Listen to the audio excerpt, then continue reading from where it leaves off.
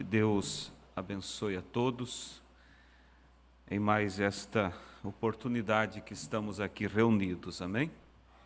Vamos abrir nossas Bíblias em Apocalipse, capítulo 3.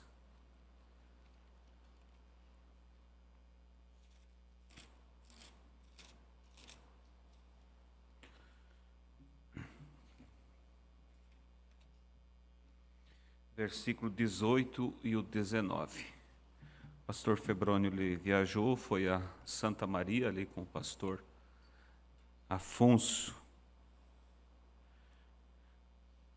Todos encontraram Apocalipse capítulo 3, versículo 18 ao 19. Aconselho-te que de mim compres ouro provado no fogo, para que te enriqueças, e vestidos brancos para que te vistas, e não apareça a vergonha da tua nudez, e que unjas os teus olhos com o colírio para que vejas. Eu repreendo e castigo a todos quantos amo. Sê, pois, zeloso e arrepende-te. Podeis assentar, irmãos? Eu quero, nesta manhã, falar um pouco sobre conselhos, o conselho de Deus. Você veja que Deus, Ele não é um ditador. Ditador, Ele não aconselha, Ele determina. E Deus, sendo o soberano, Ele poderia determinar a nós: faça isso, ou faça aquilo, mas Ele aconselha e deixa que nós tenha a liberdade de aceitar o seu conselho ou não, mas Ele deixa claro que o desobedecer o seu conselho terá consequências. Por isso que ninguém vai poder, diante do juízo, se desculpar quanto a não saber, a não ter sido avisado. Deus avisa e avisa com, vamos dizer, com uma certa insistência, para que as pessoas realmente tomem posição. Mas o homem, infelizmente, por natureza, ele é duro, ele é teimoso. Deus disse que o jumento conhece o seu dono, mas o meu povo não me entende, não me conhece. Então veja que há uma queixa de Deus concernente à postura do homem diante dos conselhos de Deus.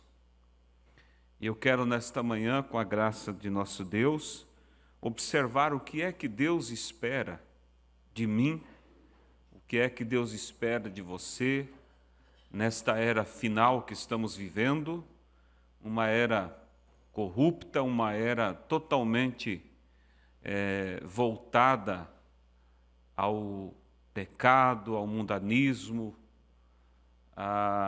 tentando cada vez mais tirar o crédito da palavra, e isso se faz de uma maneira clara, de uma maneira, vamos dizer, pensada em alguns casos. Eles tentam realmente desfazer o crédito da palavra, e outras formas também que não é pensada, mas é uma certa forma sutil em que as pessoas, pelas suas atividades, pelos seus erros, vão trazendo também descrédito à palavra. Mas Deus tem um povo que Ele chama de especial, zeloso e de boas obras. Deus tem um povo que realmente está estabelecido e que nada mais nos interessa a não ser a vontade de Deus para nós.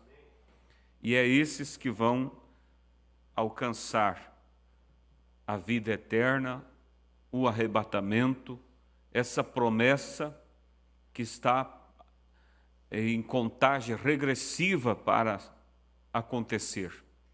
A qualquer momento, a qualquer hora, vai acontecer. E haverá alguns que estão esperando por essa hora e serão alcançados. E eu estou entre eles, você está entre eles, porque você realmente está olhando. Não tem deixado que o mundo te envolva de forma que você esqueça do teu propósito principal. E na questão de conselhos, irmãos, você vai ver na Bíblia como que o conselho é algo que faz da tua vida uma vida de sucesso. Ou a falta de ouvir o conselho vai te fazer uma vida cara para se pagar pelos erros, pelas consequências. E em Provérbios, capítulo 15, verso 22, diz: onde não há conselho, os projetos saem vãos, mas com a multidão de conselheiros se confirmam. Então nós não queremos que o nosso projeto seja em vão. E qual é o meu projeto, o seu projeto? É a vida eterna. É o arrebatamento, não é? E você nunca encontrará, irmãos, em uma pessoa só, a plenitude do conhecimento de um assunto, ele ter toda a resposta nele. Não. Você vai encontrar que um tem uma parte, o outro tem outra parte. Deus fez assim para que nós dependêssemos uns dos outros. E quando alguém se coloca como absoluto, ele vai encontrar problemas, porque nós precisamos. Por isso, o isolamento é perigoso. Quando se fala na igreja, uma igreja isolada, que não tem companheirismos, aquele ministério é só ele e a igreja, ele não tem o quintuplo de Efésios nele. Ele precisa, e o quintuplo de Efésios é para o aperfeiçoamento do corpo. Uns para pastores, outros para mestres, outros evangelistas, doutores, profetas. Então veja que são 5 ministérios para o aperfeiçoamento da igreja. E esses 5 ministérios não estão em um homem só. Aí a sabedoria desse pastor em ter a humildade de saber que aonde ele não tem alcance, ele não vai se diminuir em trazer alguém que tenha alcance naquela área para beneficiar o seu povo. E assim a obra, ela vai sendo levada de uma forma aonde todos caminham na mesma, aproximados, né, da mesma posição em Cristo. Então veja que nós vamos encontrar sempre uma diversidade de conselhos. Sobre o mesmo assunto, você vai ver conselhos, conselhos e conselhos. E você junta esses conselhos e você consegue ter realmente uma visão melhor para você seguir. Agora, muitos não querem conselho. Por exemplo, a Bíblia diz que as mulheres mais velhas aconselhem as mais novas. Mas às vezes eu pergunto, mas elas querem conselho? Às vezes elas se acham mestras. E aí é onde vão aprender batendo a cabeça, porque quem passou pelo caminho, ele sabe melhor. ele vai aconselhar algo que ele realmente conheceu na prática. Então, um bom conselho, irmãos, ele nos faz ver novos horizontes, ver por ângulos que você não estava vendo. Às vezes não é que você estava vendo errado, você só não estava vendo aquele ângulo que o outro pode te trazer num conselho e fazer você ver. E esse conselho vai evitar de você ter quedas, prejuízo. Mas quando não se ouve os conselhos, quando não quer saber dos conselhos de pessoas, seja pessoas experientes, a pessoa vai aprender com os seus erros e em alguns momentos nem vai conseguir aprender, porque às vezes ele é consumido pelo próprio erro, antes mesmo que se aprenda. E você vai ver que o conselho é algo tão importante que o próprio Deus recebe conselho. Mas como, se não há ninguém mais superior a Ele? Ele recebe conselho de si mesmo. Você vai ver que quando Moisés, Deus disse assim: Moisés, se afasta do povo, porque eu vou destruir esse povo rebelde e vou levantar uma nova geração da sua descendência. Moisés disse: Senhor, não faça isso. Se o Senhor destruir esse povo, o que dirão os egípcios? Dirão que o Senhor os tirou do Egito e não os teve condição de os levar à terra? Alguém diz: Moisés aconselhando a Deus, mas o profeta vem e diz que ali estava o Espírito de Cristo através de Moisés. Não era Moisés, era o Espírito sacerdotal, o sacerdócio de Cristo falando. Então Deus se aconselha a si mesmo. No livro de Jó, capítulo 12, verso 13, diz assim: com ele está a sabedoria e a força, conselho e entendimento tem. Também Salmo 33, do 10 ao 11, diz: o Senhor desfaz o conselho das nações, quebranta o intento dos povos, o conselho do Senhor permanece para sempre, os intentos do seu coração de geração a geração. Salmo 73, 24. Guia-me com o teu conselho e depois me receberá em glória. Quantos desejam isso? Ser guiado pelo conselho de Deus e depois ser recebido em glória. É isso que nós queremos e é para isso que nós estamos aqui esta manhã. Não seja você pastor de si mesmo, mas seja você uma ovelha. Receba a instrução do grande Espírito Santo, que está nos instruindo todos os cultos, em todo momento. Deus está conduzindo um povo manso, um povo humilde, um povo sem fel, sem amargura. Aleluias! Louvado seja Deus. Provérbios 8, verso 12. Eu, a sabedoria, habito com a prudência e acho a ciência dos conselhos. Provérbios 19, 21. Muitos propósitos há no coração do homem, mas o conselho do Senhor permanecerá. Veja, como diz aqui, muitos propósitos há no coração do homem, mas o conselho do Senhor é o que permanecerá.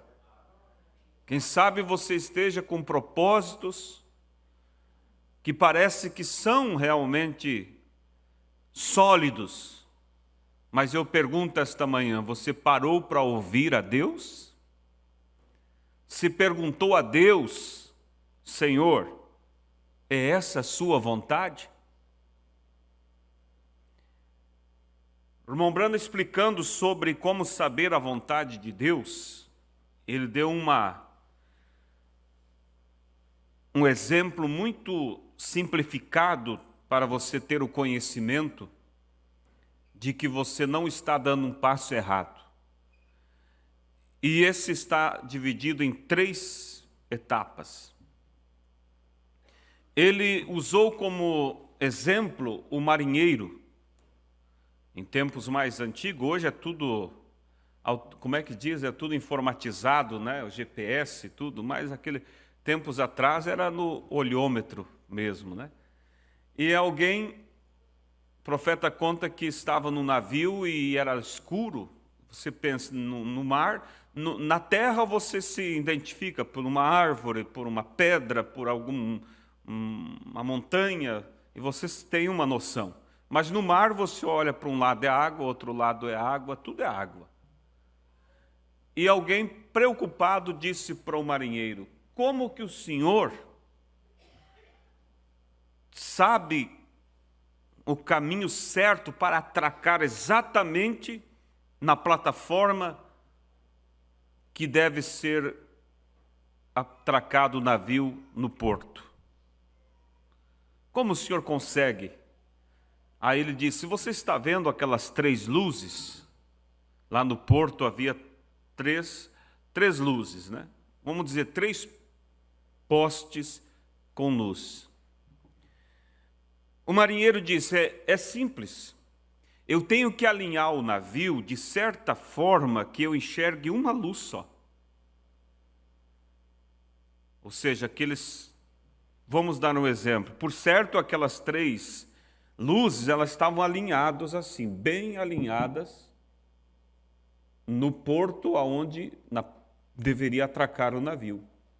Então, se o navio estava indo bem de frente, ele vai enxergar uma luz só, porque a segunda luz está atrás da primeira e a terceira está atrás da segunda. Mas se ele vem com o navio um pouquinho fora do ângulo, ele vai, quem sabe, enxergar 2 luzes. Se ele vem um pouquinho mais fora do ângulo, ele enxerga as 3, porque ele está fora, então ele vai enxergar. Ele diz: eu sei que eu não vou errar quando as 3 luzes estão alinhadas de forma que eu enxergo uma só. Daí ele disse: quer ver? Está vendo aquela luz? Estou. Aí ele girou o navio um pouco para o lado e uma luz que aparecia se tornou 3, porque o navio saiu do ângulo e então ele enxergou aquelas 3 luzes. Ele voltou o navio e outra vez as luzes se alinharam uma atrás da outra, ele enxergava uma só. Não sei se esses irmãos compreenderam. Ele disse: assim eu tenho certeza que eu estou indo no caminho certo. Aí o profeta disse: e na vida espiritual você tem 3 luzes também que você tem que alinhar para você ter certeza que você está fazendo certo.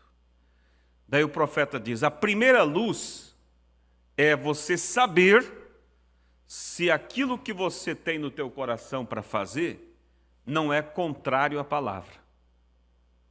Se aquilo for contrário à Bíblia, você já não tem uma luz e você já está, então, indo para o caminho errado. Por exemplo, um exemplo simples, né? A moça ou o rapaz encontra alguém, interessa para se casar, mas a pessoa não tem a mesma fé. Senhor, é a sua vontade? Você já não tem a primeira luz. Por quê? É contrário às Escrituras, porque a Escritura diz: não vos prendai em julgo desigual. Mas se você olha e diz: não, esse meu desejo não contraria a Bíblia, então você já tem uma luz alinhada. A segunda luz, o profeta disse, é você ter certeza de que foi Deus que colocou esse sentimento no teu coração e não influência de outros. Se, então, o teu propósito não é contrário a Deus, a palavra, se aquilo surgiu no teu coração, não por influência de terceiros, então você já tem duas luzes alinhadas. E a terceira e principal, ele diz assim: então, se você tem a primeira luz, é de acordo com a palavra. A segunda luz, o desejo foi Deus que colocou em teu coração. Ele diz, a terceira é a vindicação. As coisas vão se encaixar e vai dar certo. Então, é necessário nós alinhar sempre essas três luzes. Não ser contrário à palavra, não ser influenciado por outros e, se não é contrário à palavra e não é influência de outros, Deus vai vindicar, vai abrir as portas e vai dar certo. Ah, mas foi alguém que me incentivou. Se esse alguém está te incentivando algo de acordo com a palavra, pode tomar aquilo como algo correto também. Porque às vezes Deus usa alguém para te influenciar pelo correto, né? Então, seguir o conselho de Deus é você ter todas as coisas alinhadas com a palavra. É você ter segurança, não ter dúvida no teu coração quanto àquilo que você está fazendo. Por isso o profeta vem e diz, se há dúvida, pare, não prossiga. Espere. E às vezes, irmãos, voltar significa avançar. Porque ao voltar você está tomando uma estratégia para avançar. Provérbios 20 também diz assim, verso 5. Como águas profundas é o conselho no coração do homem, mas o homem de inteligência o tirará para fora. Como águas profundas é o conselho no coração do homem, mas o homem de inteligência o tirará para fora. Porque às vezes o conselho está, mas a pessoa não põe em prática. Quem tem inteligência, tira o conselho para fora, põe ele em ação, né? Provérbios 24, 6. Porque com conselhos prudentes tu farás a guerra, e há vitória na multidão dos conselhos. Amém? Provérbios 20, verso 18. Cada pensamento com conselho se confirma, e com conselhos prudentes faz a guerra. Provérbios 1, 25. Antes rejeites todo o meu conselho, ou melhor, antes rejeitastes todo o meu conselho e não quiseste a minha repreensão. Aí está a loucura do homem. Rejeitaste todo o meu conselho e não quiseste a minha repreensão. A repreensão não é boa, no momento, Paulo disse, mas depois ela traz frutos. Então não devemos rejeitar a repreensão, aceite, vem de Deus. Ah, mas cortou, machucou o teu ego, mas é para o bem. E nenhum pai traz a vara sobre o filho se não for para o bem. Isaías 30, verso 1. Ai dos filhos rebeldes, diz o Senhor, que tomaram conselho, mas não de mim. Ai dos filhos rebeldes que tomaram conselho, mas não de mim. Quantos nesse tempo final, irmãos? É triste para uma mãe, para um pai, às vezes desgastado de aconselhar, e o filho não dá ouvido, e às vezes vem alguém dar um conselho errado e a pessoa aceita. E ele olha e diz, eu tenho tentado e não me ouve, mas aos outros ouve. Essa é a queixa de Deus quanto às pessoas, quanto a nós, Porque facilmente, irmãos, nós rejeitamos o conselho de Deus. Não damos ouvido àquela voz serena que fala na alma e diz: não faça isso. Espere um pouco. Mas somos afoito e vamos, e logo quebra a cara e lá está recomeçando tudo de novo. Na era da igreja de Laodiceia, inclusive nós lemos aqui, né, Apocalipse, aonde fala sobre o conselho de Deus, Apocalipse 13, verso 18, aconselho que de mim compres ouro provado no fogo, para que te enriqueça, e vestidos brancos para que te vistas, e não apareça a vergonha da tua nudez, e que unjas os teus olhos com colírio para que vejas. Eu repreendo e castigo a todos quanto amo. Sê, pois, zeloso e arrepende-te. Eu repreendo e castigo a todos quantos amo.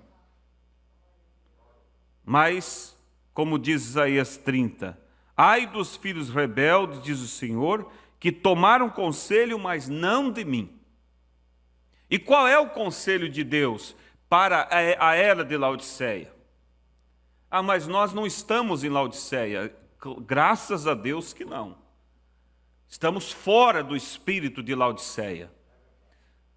Apocalipse 18, verso 4, veio para nos chamar para fora do sistema laodiceiano. Sai dela, povo meu.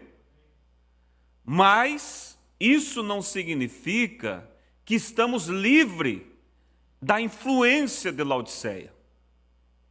Laodiceia está aí, irmãos, tentando influenciar. E Laodiceia é uma era de mornidão. Não é quente e não é frio.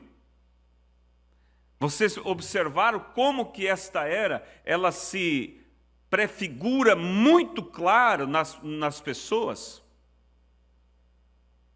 Não é ateu, mas não é cristão.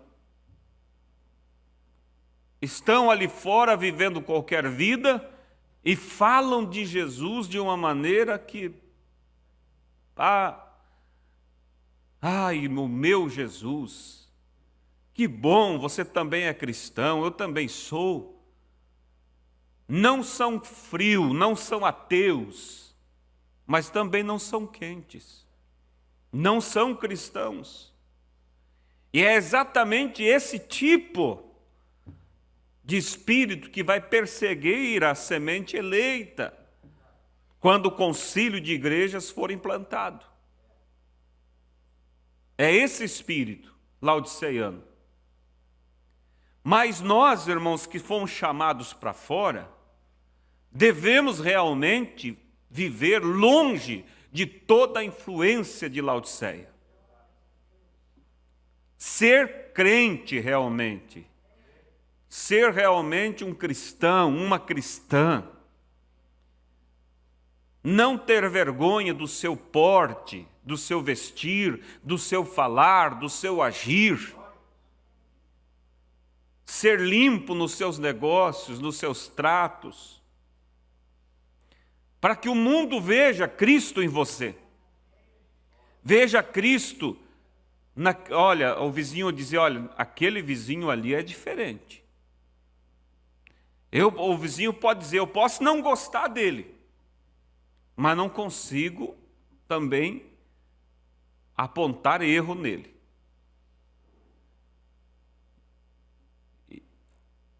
E quando, irmãos, somos atingidos por ofensas, como devemos nos portar?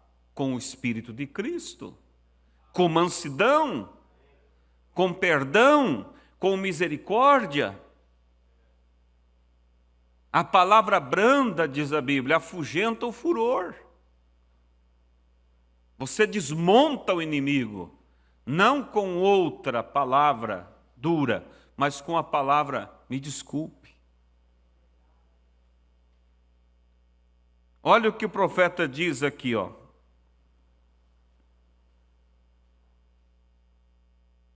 O conselho de Deus é conciso, é objetivo. Ele direciona esta igreja do último dia a uma só esperança. Essa esperança é Ele mesmo. Ele diz: venha a mim e compra.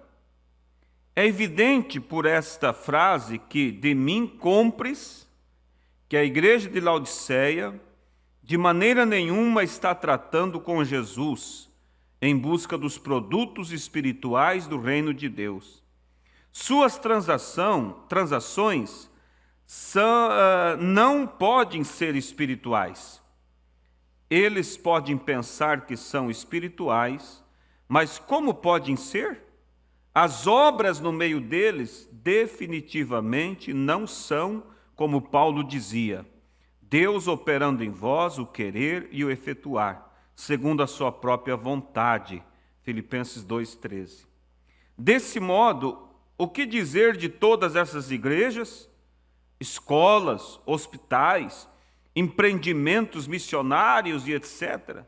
Deus não está neles, visto que são semente e espírito denominacional e não a semente e espírito de Deus. Mas há um ouro de Deus. 1 Pedro 1,7. Para que a prova da vossa fé, muito mais preciosa que o ouro que perece. O ouro de Deus é um caráter semelhante ao de Cristo, produzido na fornalha ardente da aflição. Essa é a espécie correta de ouro. Aconselho que de mim compres ouro provado. O que Jesus está falando com isso? Que é para nós ter ouro em casa? Não, ele está falando do caráter. Porque Pedro mostra que o caráter é como ouro provado na fornalha. E como que se prova o ouro na fornalha? Eles colocam o ouro para ferver, e ali com calor, toda a escória, ela se separa do ouro. E o ouro se torna tão reluzente, a tal ponto que você pode se espelhar nele.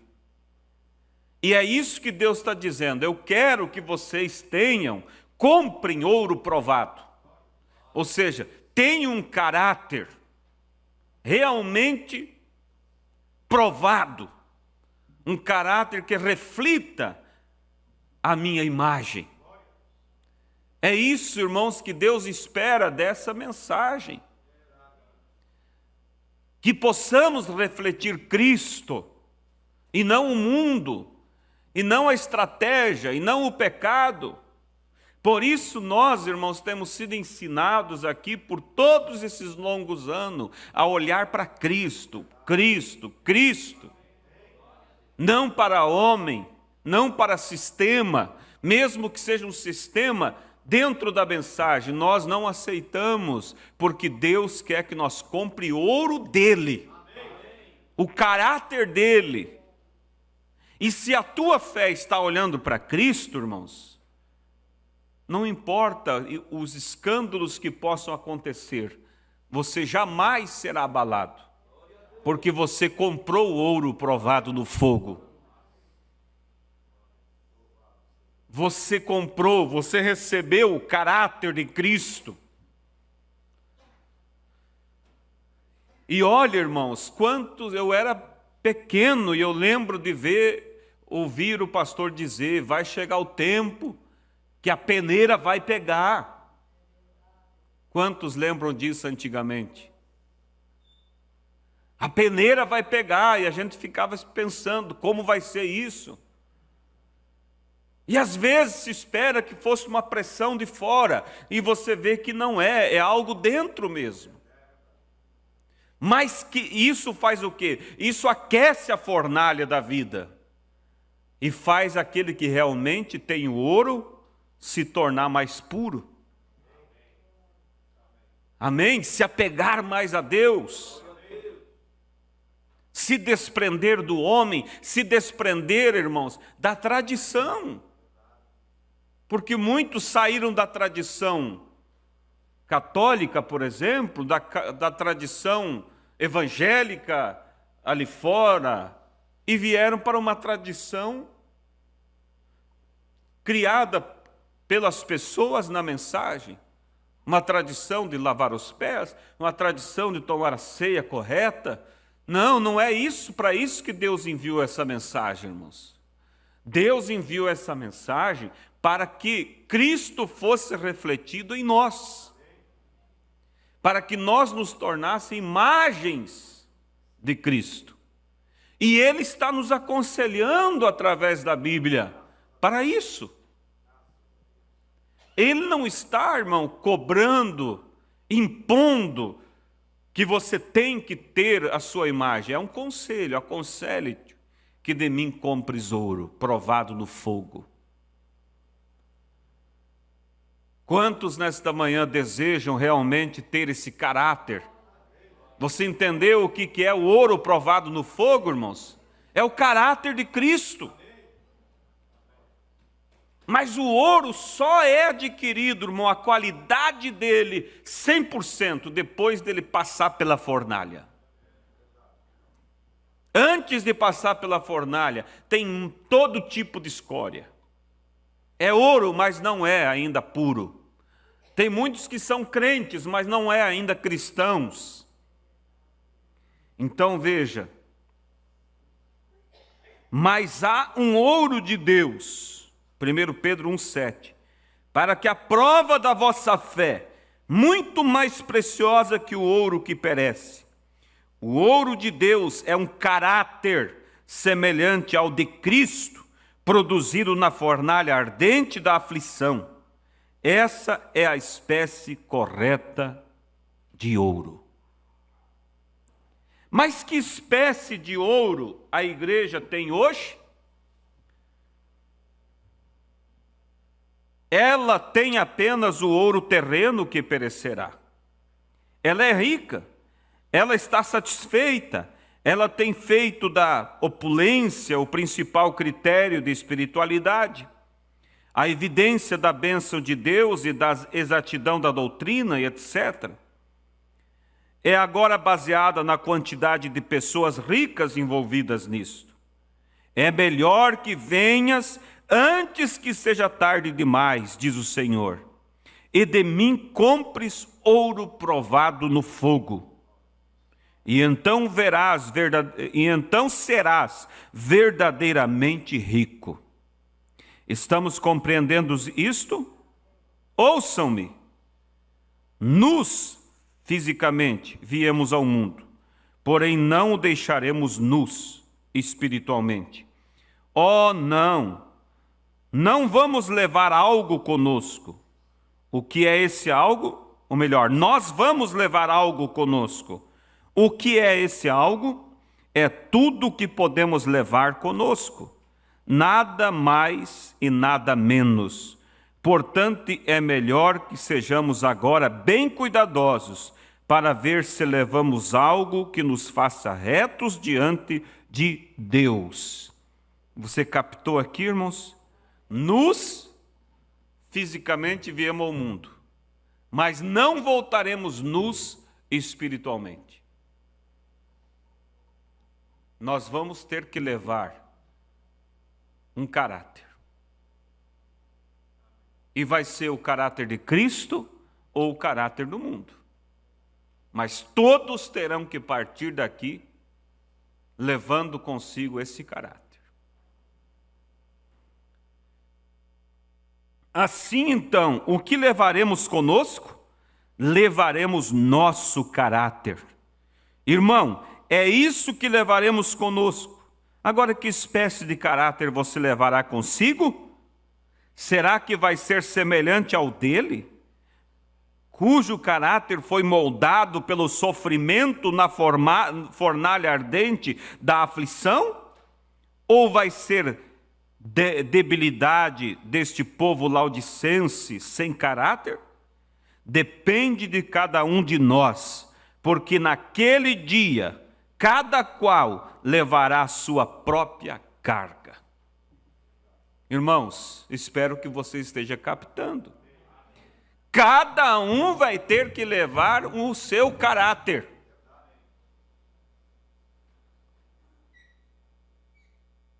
E Deus aconselha: compre de mim ouro provado no fogo. Ou seja, compre de mim, sem dinheiro e sem preço, o caráter. Deus está nos cobrando, nos aconselhando a levar esse caráter de Cristo. Mas às vezes, irmãos, nós somos nos deparamos, melhor dizendo, com pessoas que dizem ser da mensagem, que seus testemunhos, suas atitudes, seu caráter é pior do que alguém que nunca conheceu a mensagem. E você diz: que tipo de mensagem é essa? Não, de forma alguma. A mensagem, ela é Cristo. A questão está, irmãos, no que aquela pessoa focou a sua fé. Na estratégia humana. Não é eu que vou julgar e não é você. Ai de nós se nós estivermos apontando o dedo. É assunto de Deus. O que é assunto meu é cuidar do meu caráter com Cristo. É saber, irmãos, que a minha fé está olhando para Cristo. E que se existe crentes falsos, existe crentes verdadeiros. Se existe pastores que não honram esse chamado, existe pastores fiéis à palavra de Deus, e nós não podemos generalizar. Mas nós devemos ser gratos a Deus pelo que Ele tem nos dado. Amém? Grato a Deus. Porque se alguém se escandaliza com o testemunho de A ou de B, é sinal de que se alguém nunca esteve focado em Cristo. Não comprou o ouro provado no fogo. É tempo, irmãos, de manifestação das sementes. Esse tempo que estamos vivendo. A semente de Cristo vai se manifestar em um povo temente, comprometido, fiel. Um povo que olha realmente para Cristo como o seu foco principal, tem o seu zelo e está procurando se enriquecer, não com a riqueza do mundo, não com a riqueza da intelectualidade, mas com a riqueza do ouro do caráter de Cristo. Veja só. É isso que a igreja tem feito constantemente no decorrer das eras. Ela tem deixado a palavra de Deus e tomado seus próprios credos e dogmas. Ela tem se organizado e se ajuntado ao mundo. Por isso ela está nua.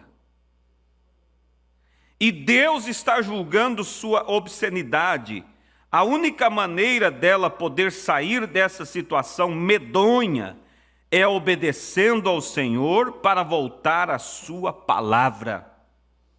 Apocalipse 18:4, sai dela, povo meu. 2 Coríntios 6:14 ao 18, não vos prendai a um jugo desigual com os infiéis. Porque que sociedade tem a justiça com a injustiça? E que comunhão tem a luz com as trevas? E que concórdia há entre Cristo e Belial? Ou que parte tem o fiel com o infiel? E que consenso tem o templo de Deus com os ídolos? Porque vós sois o templo do Deus vivente. Como Deus disse, nele habitarei, e entre eles andarei, e eu serei o seu Deus, e eles serão o meu povo. Pelo que saí do meio deles, e apartai-vos, diz o Senhor, e não toqueis nada imundo, e eu vos receberei. E eu serei para vós pai, e vós sereis para mim filhos e filhas, diz o Senhor Todo-Poderoso. Há um preço a pagar por aquelas vestes, e este é o preço da separação. Separai-vos do imundo, separai-vos das coisas erradas, e que unja os teus olhos com colírio para que vejas. Ele não diz que você tem que comprar esse colírio. Oh, não, não há etiqueta de preço no Espírito Santo. Recebeste o Espírito pelas obras da lei ou pela pregação da fé? Gálatas 3:2. Sem o batismo do Espírito Santo, você jamais pode ter seus olhos abertos para uma verdadeira revelação espiritual da palavra. Um homem sem o Espírito está cego para com Deus e sua verdade. Ele nos aconselha o quê? Compres ouro provado no fogo, caráter, e unja vossos olhos com o colírio. É o Espírito Santo, o selo de Deus. Quando penso nesse colírio abrindo os olhos das pessoas, não posso deixar de lembrar quando eu era um menininho em Kentucky. Meu irmão e eu dormíamos no sótão, em um só colchão de palha. As fendas na casa deixavam as correntes de ar soprarem através delas. Às vezes no inverno ficava tão frio que acordávamos de manhã com um tamanho resfriado em nossos olhos, que eles ficavam completamente fechados de inflamação. Nós chamávamos nossa mãe, e ela subia com um pouco de banha quente de coati e esfregava nossos olhos até que a substância endurecida saísse, e então pudéssemos ver. Sabe, deve ter havido algumas correntes de ar frio soprando sobre a igreja nesta geração. E eu receio que os seus olhos tenham se fechado por algum tipo de congelamento e ela esteja cega para o que Deus tem para ela. Ela precisa de um pouco de azeite quente do Espírito de Deus para abrir os seus olhos. A menos que receba o Espírito de Deus, ela continuará substituindo poder por programa e palavra por credo. Captaram isso, irmãos? Vou repetir. A menos que receba o Espírito de Deus, ela, a igreja, continuará substituindo poder por programa. Ou seja, ao invés do poder do Espírito Santo, programações sociais. E a palavra eles substituem por credos, tradições. Ela considera os números como medida de sucesso, em vez de buscar o fruto. Os doutores de teologia fecharam a porta da fé e impedem a todos de entrar. Nem eles entram, nem deixam os outros entrar. Sua teologia provém de um compêndio de psicologia escrito por algum incrédulo. Há um compêndio de psicologia que todos nós precisamos. É a Bíblia. Foi escrita por Deus e contém a psicologia de Deus. Você não precisa de nenhum outro doutor para explicá-la a você. Receba o Espírito Santo e deixe-o dar a explicação. Ele escreveu o livro e pode lhe dar o que está nele e o que significa. 1 Coríntios 2, do 9 ao 16. Mas, como está escrito, as coisas que o olho não viu e o ouvido não ouviu e não subiram ao coração do homem são as que Deus preparou para os que o amam. Mas Deus nos revelou pelo seu Espírito, porque o Espírito penetra todas as coisas, ainda as profundezas de Deus. Porque qual dos homens sabe as coisas do homem, senão o espírito do homem que nele está? Assim também ninguém sabe as coisas de Deus, senão o Espírito de Deus.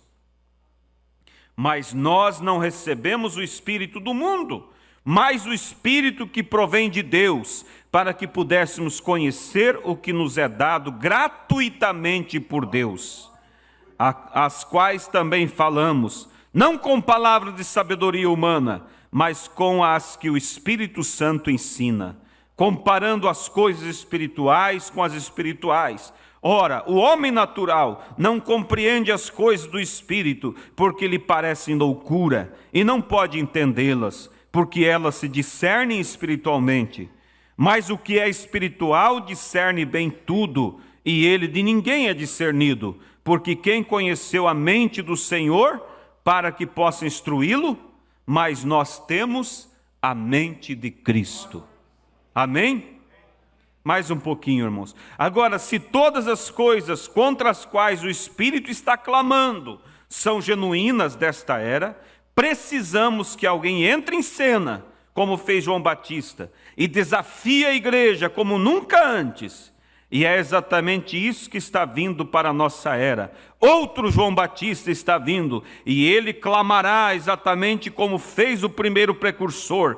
Sabemos que ele fará isso por causa do que o versículo seguinte diz: eu repreendo e castigo a todos quantos amo. Sê, pois, zeloso e arrepende-te. Apocalipse 3,19. Esta é a mesma mensagem que João tinha quando clamou naquele deserto religioso de fariseus, saduceus e pagãos: arrependei-vos. Não havia outro rumo naquele tempo, não há outro rumo agora. Não havia outro caminho para voltar a Deus naquele tempo, e não há outro caminho agora. É: arrependei-vos, mudai de opinião, voltai-vos, arrependei-vos, pois por que razão morrereis? Deus, o Espírito Santo, está chamando para um arrependimento. Só o mundo lá fora? Não, irmãos. Muitos chamados cristãos, muitos chamados crentes da mensagem, precisam arrepender-se. Precisam arrepender-se dessa vida fria, formal, comprometida.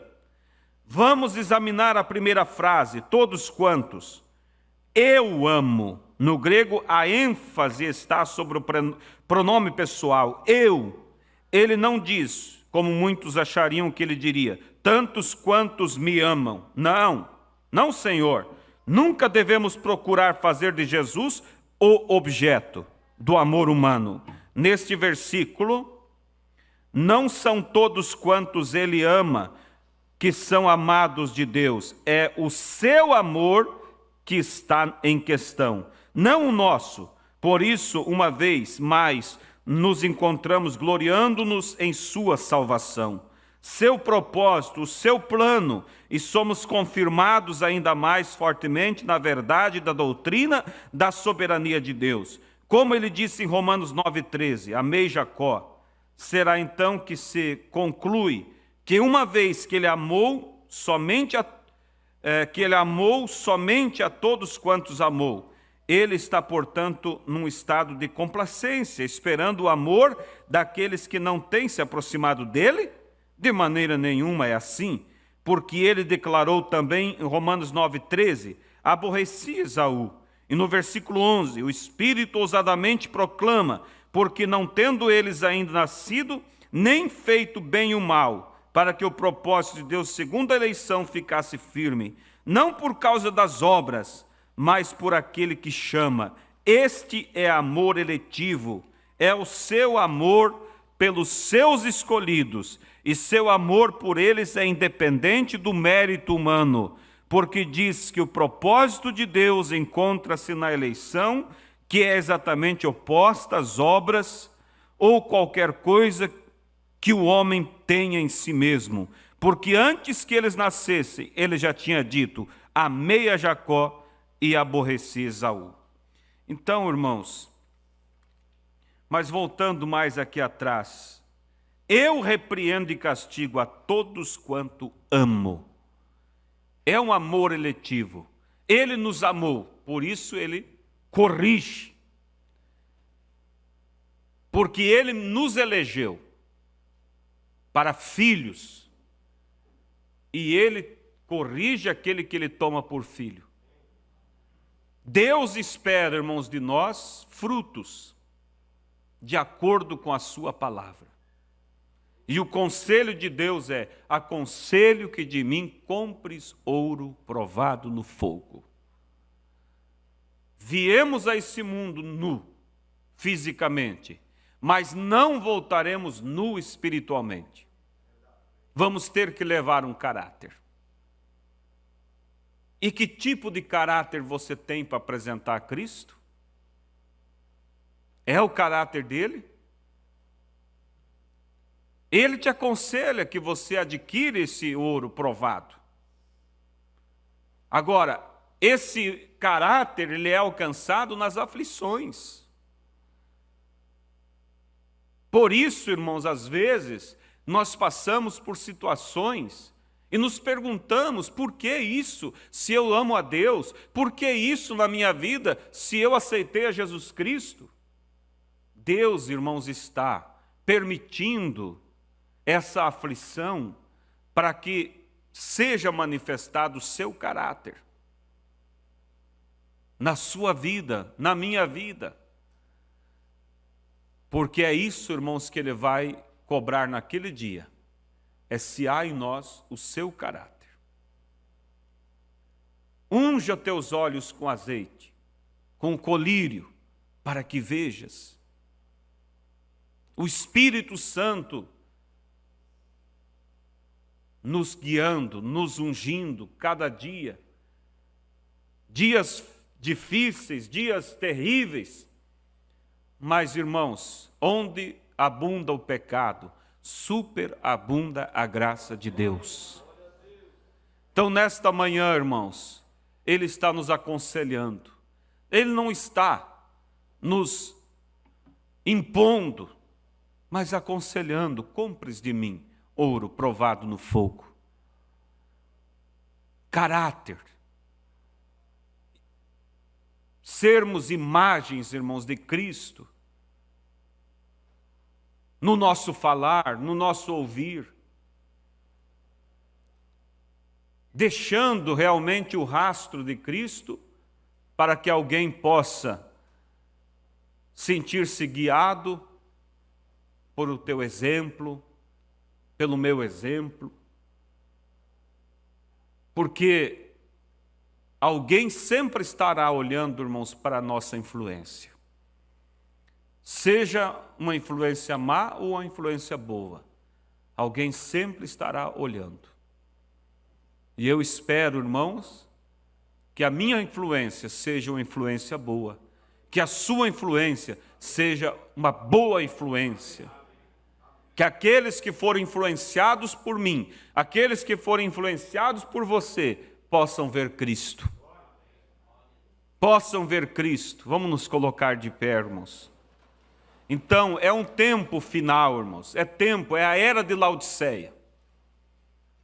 Nós fomos chamados para sair de lá. Mas é perigoso, muitos estão lutando para voltar para lá. Eu tinha visto isso, inclusive, antes aqui, não notei algo nessa linha.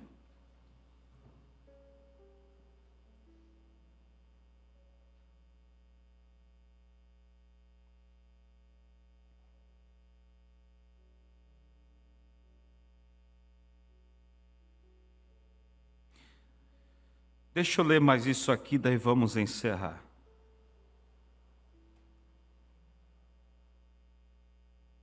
Nisto está, então, descrito o amor de Deus. Ele deseja, em amor, uma família sua, uma família de filhos, filhos semelhante a Ele mesmo. Ali, diante dele, está toda a humanidade, como uma só massa de barro, Desta mesma massa, ele agora fará vasos para a honra e para a desonra. A escolha será sua própria escolha. Então esses escolhidos, nascidos de seu espírito, serão treinados para se formarem à sua imagem. E seu caminhar, ele repreende com toda longanimidade e benignidade e misericórdia. Ele castiga com as mãos marcadas com cicatrizes de cravos. Às vezes, este oleiro tem que tomar o vaso no qual está trabalhando e quebrá-lo completamente, para que possa refazê-lo exatamente como ele deseja.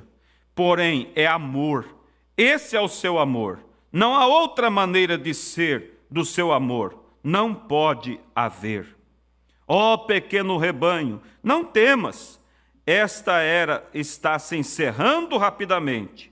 À medida que isto acontece, aqueles joios serão juntamente atados e como uma corda tríplice, não é facilmente rompida, eles terão uma tremenda força tríplice de poder satânico, político, físico e espiritual, e procurarão destruir a noiva de Cristo. Ela sofrerá, porém permanecerá firme. Não tema essas coisas que virão sobre a terra, pois aquele que amou os seus ama até o fim. Sê zeloso e arrepende-te. Agora, esta falsa igreja tem zelo. Não se engane acerca disso. O seu zelo tem sido literalmente o dos judeus. João 2,17. O zelo da tua casa me devorará. Porém, é um zelo errado. É pela casa de sua própria construção e por seus próprios credos, dogmas e organizações, e sua própria justiça. Eles puseram fora a palavra em troca de suas próprias ideias. Eles depuseram o Espírito Santo e converteram homens em líderes. Eles puseram de lado a vida eterna como sendo uma pessoa e converteram-na em boas obras ou mesmo no conformismo, a igreja em vez de obras. Mas Deus está requerendo outro zelo. É um zelo para clamar: eu estou errado. Você tem esse zelo esta manhã? Senhor, no que eu estou errado, me ajude. Ora, quem dirá que está errado?